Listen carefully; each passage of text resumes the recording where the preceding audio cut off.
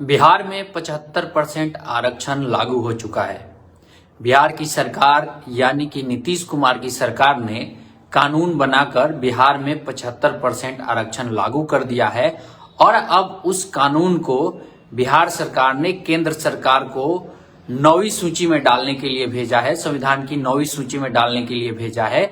कहा जाता है कि संविधान की 9वीं सूची में जिस भी कानून को डाल दिया जाता है उस कानून के ऊपर कोर्ट किसी भी तरीके की कार्रवाई नहीं कर सकता है, सुनवाई नहीं कर सकता है।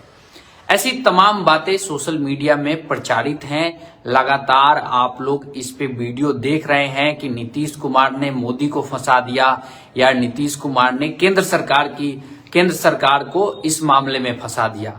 इस वीडियो में हम लोग जानने का प्रयास करेंगे कि कैसे सुप्रीम कोर्ट 75% आरक्षण वाले अगर कानून को केंद्र सरकार 9वीं सूची में डाल भी देती है तब भी उस पर सुनवाई कर सकती है। बहुत सारे लोग कहेंगे कि नहीं, ऐसा नहीं होता है, लेकिन इसके लिए आपको बहुत ज्यादा दूर नहीं देखना होगा, आपको बहुत नजदीक में ही इसका एग्जाम्पल मिल जाएगा। दरअसल अभी 2 महीना पहले तक जो ईडब्ल्यूएस कोटा आरक्षण जो था उस पे सुप्रीम कोर्ट में सुनवाई हो रही थी।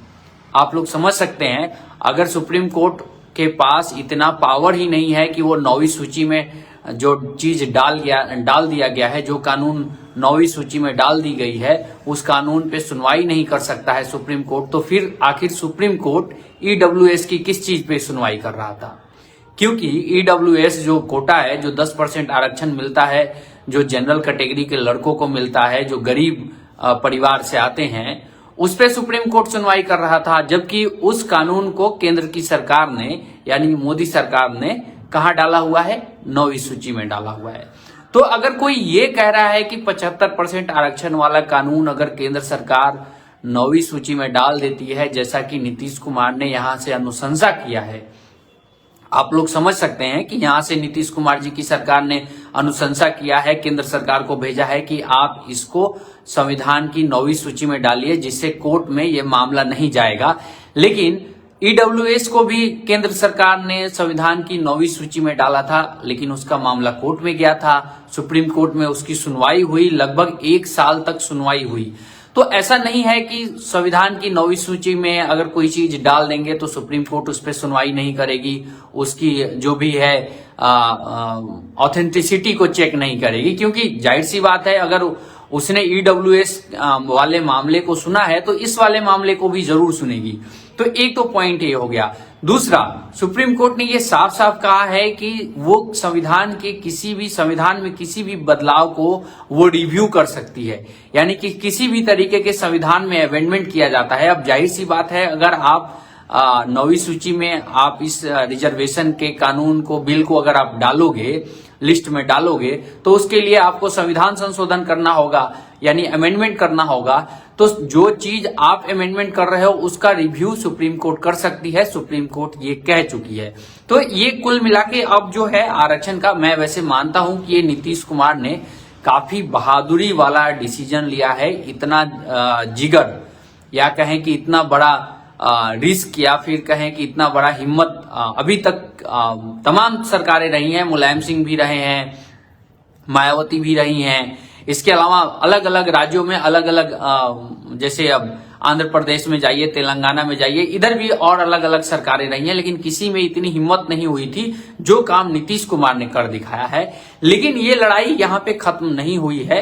ऐसा नहीं है कि नीतीश कुमार जी ने कानून बना दिया है और उस कानून को केंद्र सरकार अगर 9वीं सूची में डाल भी देती है तो सुप्रीम कोर्ट उसको रिव्यू नहीं कर सकता है। क्योंकि अगर ईडब्ल्यूएस पे सुप्रीम कोर्ट में 1 साल तक सुनवाई हुई है, आप लोग समझिए, ईडब्ल्यूएस पे सुप्रीम कोर्ट में 1 साल तक सुनवाई हुई है, जबकि ईडब्ल्यूएस को भी यानी ईडब्ल्यूएस के रिजर्वेशन को भी केंद्र सरकार ने संविधान की, तो कोई अगर ये कहता है कि नहीं जी 9वीं सूची में डाल देने का मतलब है कि सुप्रीम कोर्ट उस पर सुनवाई ही नहीं करेगा, उस पर कोई कार्रवाई नहीं कर सकता है, ये सरासर गलत है।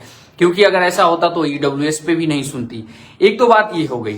लेकिन फिर भी मैं तारीफ यहाँ पे केवल और केवल नीतीश कुमार जी की करूंगा।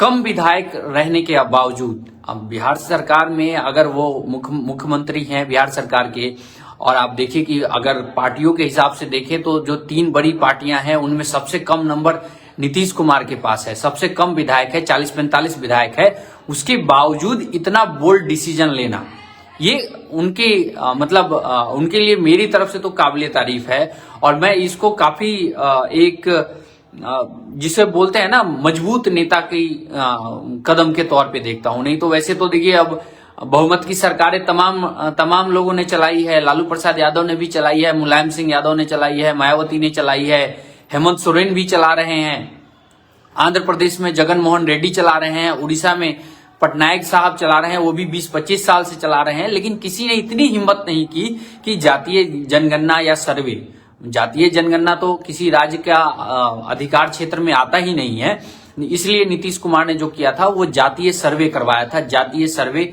आर्थिक और सामाजिक सर्वे जिसका उन्होंने नाम दिया था, वो भी किसी और राज्य ने नहीं करवाया। लेकिन नीतीश कुमार जी ने जो किया वो वाकई काबिले तारीफ था।